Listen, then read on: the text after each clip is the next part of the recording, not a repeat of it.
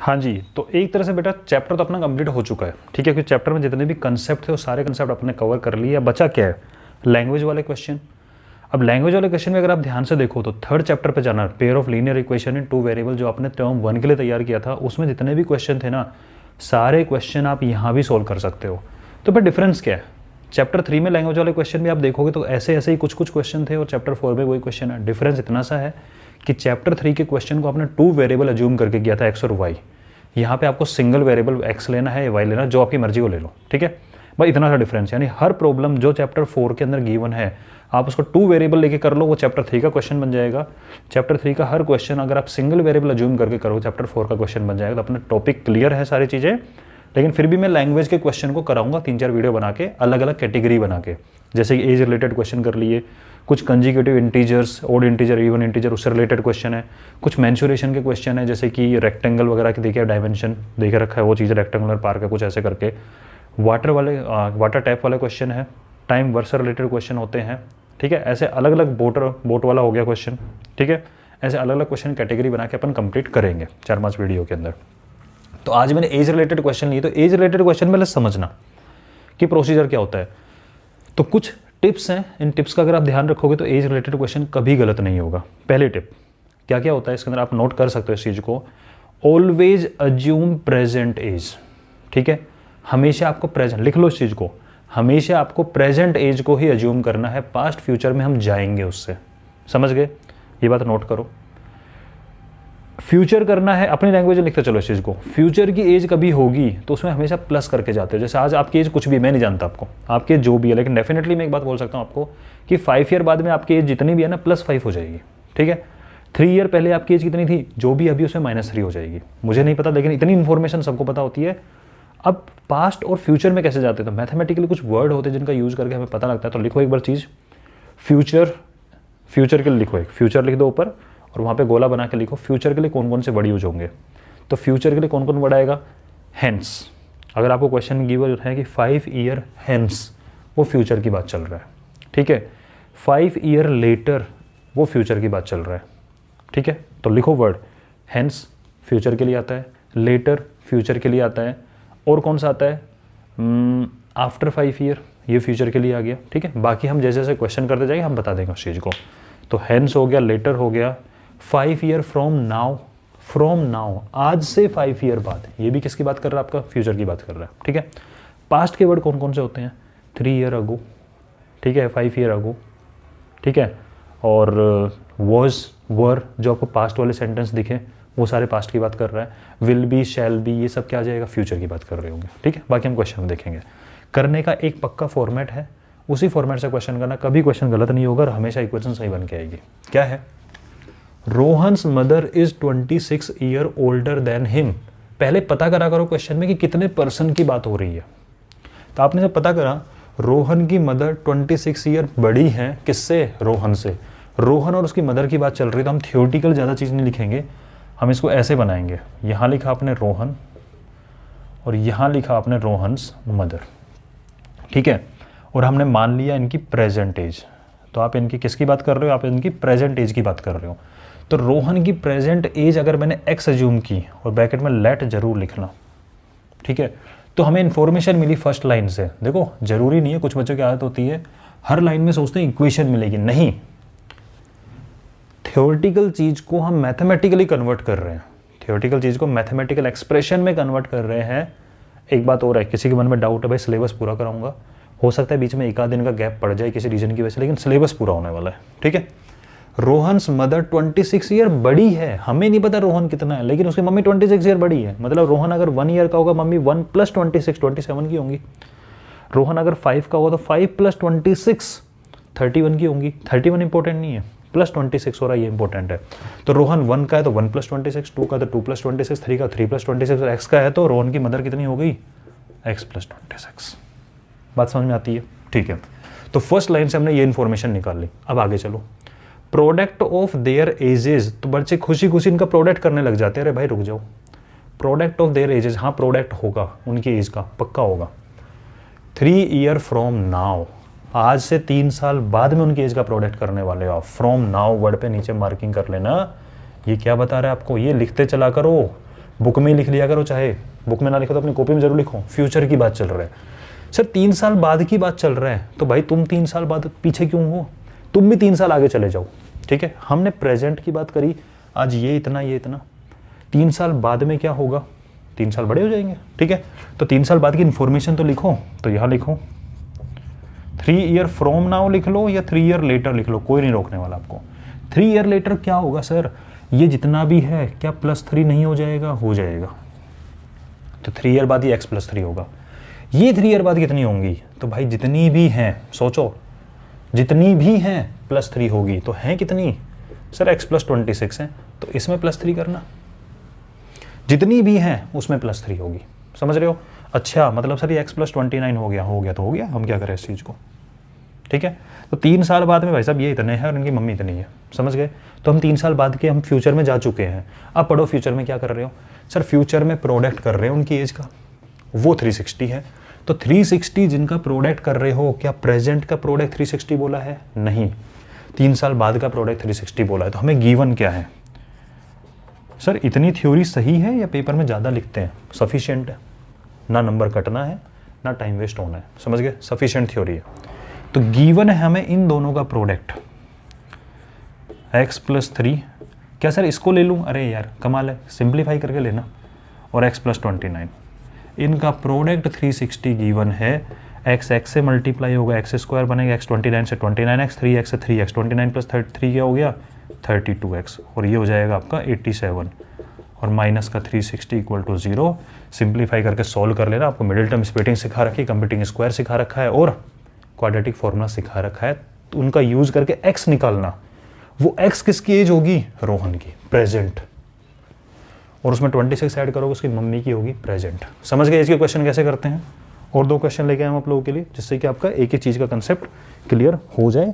बाकी आप प्रैक्टिस करते रहो, और सिलेबस कंप्लीट कराने के बाद में एक्स्ट्रा क्वेश्चन की प्रैक्टिस करेंगे, तब काफ़ी क्वेश्चन और आ जाएंगे। सेकंड क्वेश्चन क्या बोल रहा है आपका? सम ऑफ, ओके सम करेंगे, बहुत अच्छी बात है, ठीक है सम कर देंगे। रेसिप्रोकल ऑफ, अच्छा रेसिप्रोकल करना है, उसका सम करना है। पहले सम करना है किसका? रेसिप्रोकल का। तो पहले रेसिप्रोकल फिर उसका सम। अब रेसिप्रोकल किसका करना है? Rahman's ages 3 year ago and 5 year from now. मतलब एक ही बंदा दिया है रहमान, उसकी एज 3 साल पहले जितनी थी वो, और 5 ईयर बाद जितनी होगी। देखो 3 ईयर अगो पास्ट की बात चल रही है, 5 ईयर फ्रॉम नाउ आज के बाद की बात चल रही, फ्यूचर की। रहमान की आज का बात नहीं कर रहा, रहमान का 3 ईयर अगो जितनी थी वो, रहमान की 5 साल बाद जितनी होगी वो, उन दोनों का करो रेसिप्रोकल, और उनका रेसिप्रोकल का करो सम, और वो सम आ रहा है 1/3। फालतू तमाशे कर रहे हैं यार, चलो कोई बात नहीं, करना तो पड़ेगा। ठीक है, तो हमने रहमान की लिख ली। एक काम करते हैं, ये रहमान प्रेजेंट एज ले लो, चलो एक रहमान ही लेके चलते हैं अपन। तो अपने पास एक बंदा है भाई साहब रहमान, इसकी आपने प्रेजेंट एज मान ली x, क्योंकि हम तो प्रेजेंट ही मानते हैं। लेट 3 ईयर अगो, 3 साल पहले कितना था? जरा जितना भी था हमें नहीं पता, -3 जरूर था। अगर 10 ईयर का है तो 10 - 3 7 का होगा, 15 का तो 15 - 3 होगा, लेकिन -3 डेफिनेट नहीं होगा। तो हमने क्या करा है, अभी हमने रहमान की एज 3 ईयर अगो निकाल ली है। रहमान की एज 5 साल बाद, अब बच्चे गड़बड़ क्या करते हैं, इसमें 5 ईयर ऐड करते हैं। क्यों भाई, इसमें क्यों ऐड करोगे? आज आपकी एज 10 है, 3 साल पहले 7 थी, 5 साल बाद में क्या 7 + 5 12 हो गए क्या? नहीं ना, आज से 5 साल बाद हो गए ना। तो 3 ईयर अगो -3 आज से, 5 ईयर हेंस 5 साल बाद में आज से। तो यार इसमें क्यों गड़बड़ करते हो? मैथमेटिकली सोच के देख लिया करो। अगर आप मैथमेटिकली एग्जाम्पल लेके सोच लोगे तो ये वाली गड़बड़ नहीं होगी ना। इसलिए हमेशा अलजेब्रा के अंदर आपका न्यूमेरिकल पार्ट अच्छा होना चाहिए। उसका फ़ायदा क्या होता है, ये नंबर वाली चीज़ अच्छा होनी चाहिए, इससे आप मैथमेटिकली सोच पाते हो और कभी इसमें गलती नहीं करोगे। तो 5 ईयर लेटर क्या होगा सर, आज x है, 5 साल बाद में x+5 होगा। मतलब आप हमेशा प्रेजेंट में सोचो, आज x माना, 3 साल पहले कितना था x - 3, आज वापस आ गए, हाँ x ही है, 5 साल बाद कितना होगा x+5। बात समझ में आ रही है? इसमें ऐड नहीं करेंगे। आज की एज में 5 साल बाद 15, और आज की एज से 3 साल पहले 7, समझ रहे हो। तो हमने रहमान की एज को 3 साल पहले निकाल लिया, हाँ जी निकाल लिया, इसकी 5 साल बाद निकाल लिया, ठीक है। क्या इनका सम करना है? नहीं, इनके रेसिप्रोकल और करने दोनों के, बहुत बढ़िया, रेसिप्रोकल करना है दोनों का। तो ऐसा मत करना रेसिप्रोकल और रहमान इज 3 ईयर अगो इसका रेसिप्रोकल करना है सर, इसका नहीं करना, दोनों का करना है, ठीक है। चलो जी, नाउ दोनों का रेसिप्रोकल, इसका रेसिप्रोकल 1/, करने को रेसिप्रोकल बोलते हैं, 5 का रेसिप्रोकल 1/5, इसका रेसिप्रोकल कर दिया। अच्छा सर सम क्यों कर दिया? अच्छा मत कर यार, इसका रेसिप्रोकल किया, इसका रेसिप्रोकल किया, इन दोनों के रेसिप्रोकल का जो सम है वो कितना गिवन है? 1/3। ये मैंने आपको समझा तो रखा है कि कैसे करते हैं आगे, लेकिन फिर भी चलो समझ लो। एलसीएम ले लो सर, पूरे के एलसीएम एक साथ ले सकते हैं, बिल्कुल ले सकते हो, फिर इग्नोर मार देना, या फिर इसका एलसीएम लो, बाद में क्रॉस मल्टीप्लाई कर देना, कोई दिक्कत नहीं है, एक ही बात है। इसका एलसीएम लो, एलसीएम का सबसे सिंपल तरीका डिनोमिनेटर को मल्टीप्लाई कर दो, ये एलसीएम आ गया। इसको इससे डिवाइड किया, ये उड़ गया, ओनली ये बचा, इसको 1 से मल्टीप्लाई किया, x + 5। ये होता है ना, एलसीएम को डिनोमिनेटर से डिवाइड करते हैं तो बचेगा x + 5, 1 से मल्टीप्लाई। इसको इससे डिवाइड किया, x - 3 बचा, उसको इससे मल्टीप्लाई किया, ठीक है। आगे चले तो ऊपर हो गया x + x = 2x, 5 - 3 = 2 अपॉन, इसको ओपन कर लो चाहो तो, ठीक है, तो ओपन कर लो, चलो अभी ऐसे रहने दो, x - 3 और x - 5 = 1/3। अब 3 इससे मल्टीप्लाई होगा, ठीक है, 3 इससे मल्टीप्लाई होगा, कैसे होगा? 3 इससे मल्टीप्लाई होगा, दोनों से होगा, 3 इससे भी होगा और 3 इससे भी होगा, तो 3 × 2 = 6x - 3 × 2 = 6 = ये उधर चला जाएगा, तो ऐसे लिखो या ओपन करके लिख लो, मैं इसको ओपन कर रहा हूँ, x को x से किया x², x को 5 से किया -5x, -3 को इससे किया -3x + 15। अब इनको सिंप्लीफाई करना, इधर उधर मिडिल टर्म स्प्लिटिंग लगा लेना, जो x की वैल्यू होगी वो इसकी क्या होगी? Present age. समझ गए इस चीज़ को, ठीक है। तो ये तरीका होता है इनको सोल्व करने का। आगे भाई मैं नहीं बताऊंगा आपको, एक ही चीज़ सिंप्लीफिकेशन करके ये इक्वेशन सोल्व करना ऑलरेडी समझा चुका हूँ, और लायक बनाना है, मुझे नालायक नहीं बनाना कि मैं एक एक चीज़ आपको परोस रहा हूँ। सम ऑफ एजेस, ओके, एज का सम करना है, चलो ध्यान देंगे। Of a man and his son is 45 year, एक आदमी है और उसका बेटा है भाई साहब, उन दोनों की एज का सम गिवन हमें 45 ईयर। ओके, क्या ऐसा हो सकता है कि सन 5 ईयर का हो, फादर 40 के हो सकता है? तो आप मुझे बताओ 45 की पॉसिबिलिटी क्या क्या है। तो अगर सन, अगर ये सन है और ये फादर है, समझना इसका मीनिंग समझना, ठीक है। बच्चे गड़बड़ कहाँ करते वो बताऊंगा बाद में। अगर ये 5 का है तो क्या ये 45 - 5 का नहीं होगा? हाँ जी, क्योंकि दोनों का सम 45 है। सर 40 का होगा, अरे मेरे को आंसर इंपॉर्टेंट नहीं है, आप तो मुझे बता, अगर ये 5 का है तो 45 - 5 होगा। हाँ जी, ये अगर 7 का है तो ये 45 - 7 होगा। हाँ जी, ये अगर 9 का है तो 45 - 9 होगा, ये 10 का है तो 45 - 10 का होगा। तो अगर ये x का है तो क्या 45 - x नहीं होगा? सर ये कैसे कर दिया? सर दोनों का सम 45 आना चाहिए, तो ऐड करके देख ले, x उड़ गया 45 आ रहा है। तो बच्चे गड़बड़ कहाँ करते हैं, वो क्या करते हैं, एक एज को x मानते दूसरी को x - 45 लिख देते हैं। क्यों भाई, x - 45 कैसे लिख सकते हैं? 45 - x, जितनी इसकी है 45 में से कम।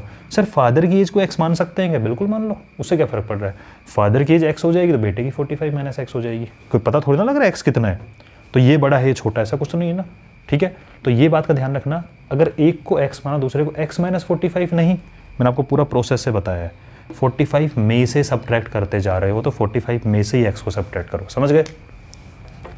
तो इसकी अगर हम बात करें तो ये अपने भाई साहब मैन है कोई, और ये इनके सन है, ठीक है। हमने इनकी प्रेजेंट एज को माना है, किसको माना है? Present age. तो प्रेजेंट एज अगर मैंने इसको x माना है तो ये 45 - x लो, ऐसे कर लो, कोई दिक्कत नहीं है, समझ गए। एक x तो दूसरा 45 - x होगा, x - 45 नहीं होगा। रीजन मैंने बता दिया, साइड में नोट कर लेना इस चीज़ को, वरना बाद में फिर गड़बड़ करोगे। आप ये समझो, दो लोगों को मिला के 45 रुपीज़ दिए हैं, अगर एक का पता लगे दूसरे को 45 में से कम होकर ही तो मिलेंगे, ठीक है। तो दोनों की एज का सम 45 है। इससे, इस लाइन से मैथमेटिकली जो इन्फॉर्मेशन हमें मिलती है वो ये मिलती है, कोई इक्वेशन नहीं मिलती हर लाइन से, ठीक है। इक्वेशन तो एक ही मिलेगी, मैथमेटिकल इन्फॉर्मेशन मिली, ये लाइन का काम खत्म। आगे चलो। 5 ईयर अगो, 5 साल पहले, प्रोडक्ट ऑफ देयर एजेस, उनकी एज का प्रोडक्ट जो था 4 time man's age at that time, 5 साल पहले की बात चल रही है। अच्छा जी, पास्ट में चले जाओ, ठीक है, टाइम मशीन में बैठो और पास्ट में चले जाओ। तो क्या चले गए, 5 ईयर अगो। 5 ईयर अगो क्या था भाई, जो भी था, जितना भी था, ये हमें पता है 5 साल छोटा हो गया था 5 साल पहले, तो -5। और ये 5 ईयर अगो कितना था, अरे भाई जो भी है आज, इसमें से 5 साल कम कर दो, लॉजिक कर दिया, ठीक है। 5 ईयर अगो का मतलब यही हुआ ना, आज जो भी उससे 5 साल कम, ठीक है। सर थोड़ा सिंप्लीफाई हो रहा है तो हाँ करो ना, 45 - 5 इज 40 - x। तो वैसे 5 साल पहले जो था मैन x - 5 का था, बेटा 40 - x का था, समझ गए, ओके। अब क्या बात चल रही है, 5 ईयर अगो का यूज करके हम यहाँ तक पहुँच गए, प्रोडक्ट ऑफ देयर एज। अब ये लाइन आपको जो है, ये वाली लाइन, ये आपको देगी equation, the product of their edges, the product of their edges. यहां तक आए तो हमने इन दोनों का कर दिया product. Is M R was वर्ज, ये सब क्या होते हैं मैथ्स में, इक्वल। तो वॉज का मतलब इक्वल टू, ठीक है, बता रखा आपको पहले भी, 4 times the man's age at the time, 4 times, 4 multiply, देखो एक एक चीज करते चल रहे हैं। The product of their ages, product किया, वॉज मतलब इक्वल टू, 4 टाइम्स मतलब 4 टाइम, किसका 4 टाइम करूं, man's age at the time, उस टाइम पे मैन की एज कितनी है, x - 5, समझ गए। अब इसको सिंप्लीफाई करो, x को 40 से किया तो 40x, इसको इससे किया तो माइनस का x², इसको इससे किया तो माइनस का 200, इसको इससे किया तो प्लस का 5x is equal to 4x - 20। Simplify करो जरा थोड़ा सा, तो ये भाई साहब 45 और ये हो गया 5 और ये हो गया माइनस का 4 इधर आके, तो 5 - 4 1 बचेगा, 1 को इससे किया तो 41x, तो लेकिन पहले मैं माइनस का x² लिख लेता हूँ। 45 - 4 इज़ 41 प्लस का 41x, ये 20 है, -200 और ये इधर आएगा तो प्लस का होगा, तो माइनस का 180 इज इक्वल टू 0, ठीक है। इसको आपको सिंप्लीफाई करना है और सिंप्लीफाई करने के बाद में आप इसका आराम से निकाल सकते हैं।